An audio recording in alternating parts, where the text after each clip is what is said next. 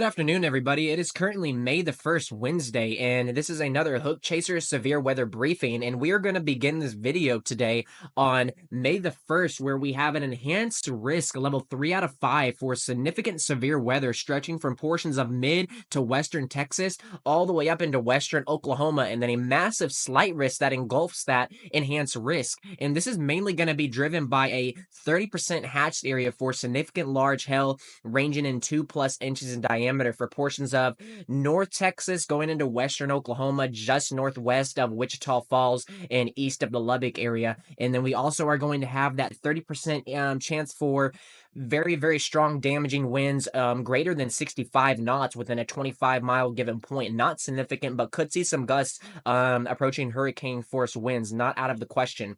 And then we do have that tornado risk for today near Abilene, east of Lubbock, going into western Oklahoma, southern Kansas, that 5% tornado risk. Like I said, not a tornado outbreak expected today, but a isolated tornado too cannot be ruled out in these areas.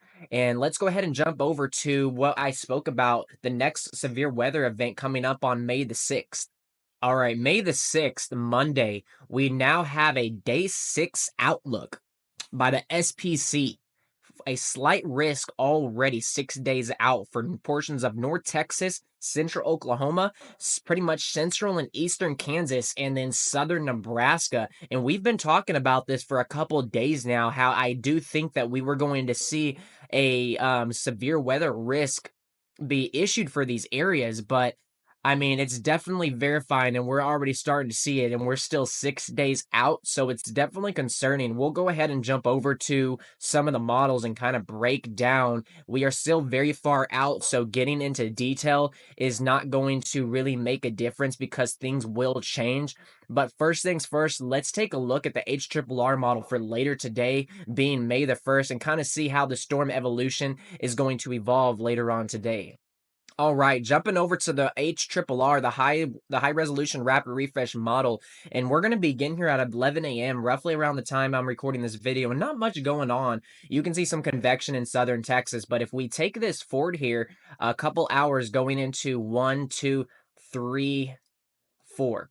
Around 3, 4 o'clock, you can see in the Austin area, southern Texas area, some messy convection going on down here. I don't believe this is going to be anything on the significant severe weather side just yet. That's going to end up developing out here in West Texas into Central Texas later on this afternoon into tonight. But we do have a flash flood watch for portions of Eastern Texas and Southern Texas due to this convection, and then also this line that's going to be coming over the same areas that's been getting that rain all day long. But we can continue pushing this forward here, and you can see 5 p.m. Central Time, Western Texas, we're already starting to get some supercell activity out here in Western Texas, going to the Big Bend area. But I do think your chance of tornadoes is going to be a lot better in the panhandle of Texas and the further north you go. We have a little more of a discrete mode setup over here versus a more probably linear mode down here.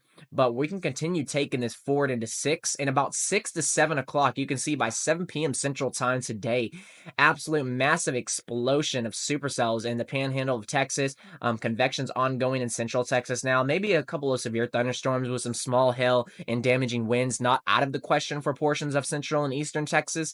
And we can continue pushing this even more. This is 8 p.m., 9 p.m., 10 p.m. And by 8 to 10 p.m., I think that it's going to become more of a linear mode. And this is when you're going to get those damaging winds as it starts bowing out. You're going to have this bow out segment moving due east across the state of Texas. So I think your best chance for tornadoes today is going to be roughly around the time frame between 6 p.m. and probably 8 p.m. So it's going to be a pretty small window, but within that window, it's a really possibility that we could see those isolated tornadoes spin up. And this is 2 in the morning on May the 2nd now, and you can see moving through central Texas, potentially the Austin area, getting this big Boeing line coming through with damaging winds and some hail as well. And that's as far out we can see on the HRRR model. Another thing that we can also take a look at some other severe weather parameters is the updraft helicity. And this kind of shows us not necessarily where tornadoes are going to be in a sense, but our stronger cells and our stronger storms. And we can take this through, and you can see the models really like all the way until 4 in the morning a strong discrete cell possibly down here, maybe heading towards the San Antonio area, just south of the San Antonio, and then a couple up here, and then obviously that messy convection. So, we're gonna have to watch these cells really down here in the Big Bend area in southern Texas and way in North Texas. In between, you still have that chance, but I don't think it's going to be as great just due to the linear mode of the convection. All right. Going a little bit longer out now, May the 6th. We're going to look at the 2 meter dew points now, going into the May 6th severe weather event that I've been talking about. And you can still see the models are still indicating a massive dry line, massive dew point stretching all the way from Mexico all the way up in the Dakotas. You've got dew points pushing 60s to almost 70s all the way up in Nebraska, all the way up the Dakotas. This is 7 p.m. around May 6th, and it just continues going into May the 7th, May the 8th, and it just kind of stalls here, this boundary. And another thing we can go look at is our convective available potential energy as well for that day. So let's go ahead and take it out to May the 6th here, and that's going to be for Monday. And you can see, I mean, pretty much around the time we're supposed to have storms firing up for that day, we're pushing almost 4,000 joules per kilogram. Mind you, you only need about 1,000 to 1,500 joules per kilogram to get thunderstorms, severe thunderstorms at that. So we have not double but triple the amount of energy that these storms need in the atmosphere. And that's not the only thing it has going for it. It's got shear, it's got wind shear, and we're gonna have a lot of it come that day on April the 6th or May the 6th. Sorry, still stuck in April. May the 6th, Monday, and you can see, we've got a 850 millibar low level of jet, absolutely ripping here in the Central Plains, almost pushing 60 knots. So, this storm system's got a lot of things going for it. And, every time we go ahead and look at the anomaly here, the MSLP anomaly on the GFS, you can see clearly on May the 6th here, Monday. I mean, just a strong storm system forming in the central US, and that's going to be the pattern we're going to be in for quite some time. And I don't see it letting up, to be honest, going into the rest of the month of May. And then after severe weather and tornado season, we're going to be dealing with pretty much hurricane season, and we're already starting to see some activity in the Atlantic and in the Bahamas area, and that's going to have to be another thing that we're going to have to discuss in future videos.